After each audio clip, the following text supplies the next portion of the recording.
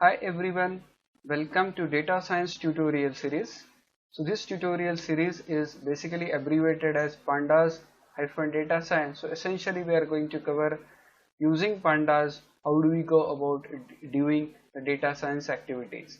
So my name is Shriram Kode and I will be covering various aspects of Pandas as part of this data science tutorial series. So let's get going. So in this video, we are going to cover the topics, that is what is the data science. So we'll try to quickly understand it. Then we'll understand the concept related to data frame, and then we are going to do the hands-on.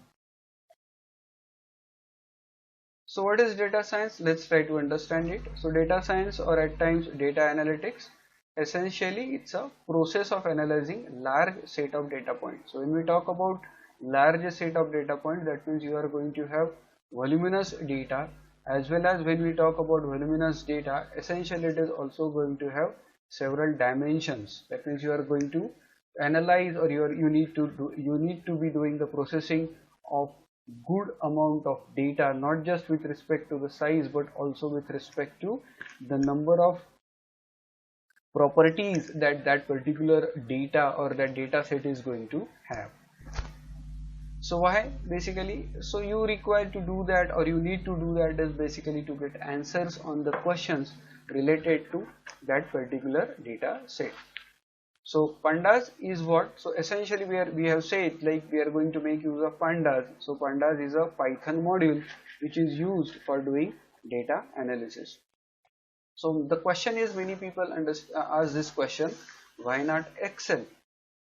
So when it comes to Excel, basically Excel becomes unmanageable, or it's difficult to do data analysis because it becomes unmanageable. It becomes slow many times when you are going to handle too many columns, too many rows and stuff like that. So even to scroll a page of Excel becomes very difficult when you are actually dealing with real data and voluminous data. So Excel has that limitation, and it does not have facility oblique features to do the analysis of large data. So essentially, if you want to do a lot of analytics, or you want to perform some operations, or you want to get the questions to your particular query, then many times the Excel may not have features or facility to directly do it, and you may have to do it in a very roundabout way, or you may find it difficult to do that. So then people ask, why cannot I use directly Python instead of trying to learn pandas, and once again trying to first of all use it, because we are not habituated to pandas. So we are basically comfortable, say, at times with Python. So why can't directly Python be used instead of pandas, and why to learn pandas? So the one thing is about is when I want to use Python directly, then it's going to require good amount of programming, and that becomes a inherent limitation, because the person who is going to do data analytics, or the basically who is going to study that data, need not be a programmer. Then you require testing, because when you write program you also require it, testing, because otherwise that program may not behave the way you expect it. So essentially you need to ensure that whatever the code that has been written in Python is working as expected, it's correct and stuff like that. That means there is a good amount of effort that will go as part of testing. Then obviously, having said all this, so it's going to be not so convenient for me to do that. So people typically make use of pandas, and they make use of the Jupyter environment, which is actually is called a Jupyter notebook, because it allows me to do lot of things which basically otherwise are difficult without using pandas. So Jupyter happens to be our environment which we are going to use for doing our activities. So let's quickly understand data frame. So what is a pandas data frame? So data frame is a two-dimensional data structure. That means the data is aligned in a tabular fashion, that is rows and columns. Then it consists of three principal components, that means the data itself, and then the rows and columns. Then the data can be heterogeneous, because the beauty about data frame is the data can be heterogeneous. That means it need not be of the same data type and stuff like that. You can have multiple data types existing as part of a data frame. So how does it look?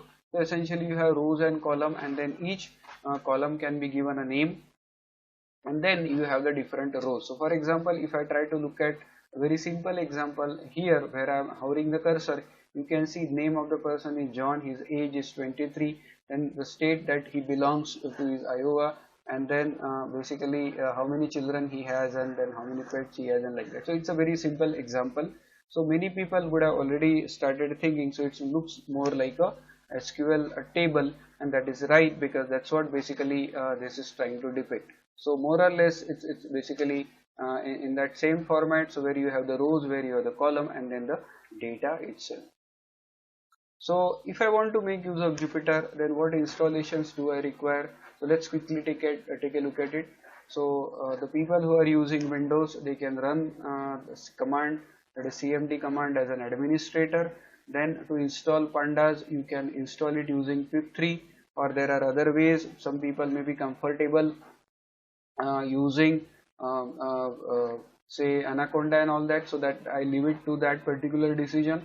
However, you can always standalone pandas can always be installed by using a pip command. Similarly, you can install Jupyter as part of the standalone command. Again, the people who are already having the Python environment, or they have Anaconda or Conda, then for them this probably is not important information, because they would be knowing how do we install Jupyter. Then another important thing that needs to be installed is a data reader, because we are going to make use of that. So pandas data reader, so this will help me to read the data. We will take a look at this demo later. Then we are going to make use of matplotlib to display the graphs. So that also can be installed independently also by using pip command. Then let us say that you have installed, all those things are ready. Now you have all those prerequisites, like you have pandas, you have Jupyter, you have pandas data reader, as well as you have the matplotlib. Then you can go to the directory wherever you are going to write your project. So, and from that you can open the Jupyter notebook. So you can issue a command called as Jupyter notebook, and then typically it will open a browser. So whatever the browser you have, that browser will open.